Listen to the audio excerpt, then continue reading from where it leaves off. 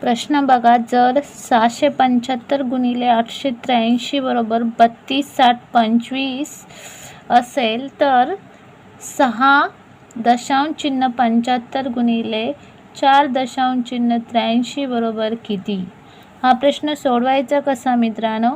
तर प्रथम दशांश चिन्ह विचारात न घेता या दोन संख्यांचा गुणाकार करायचा. 675 गुणिले 483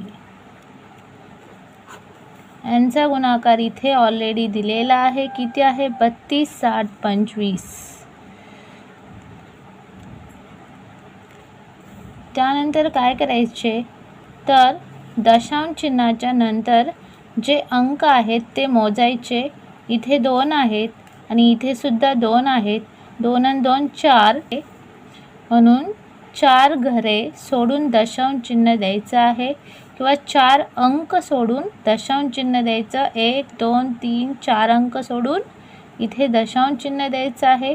म्हणून या प्रश्नाचं उत्तर आले 32, 60, 25, ऑप्शन क्रमांक 4.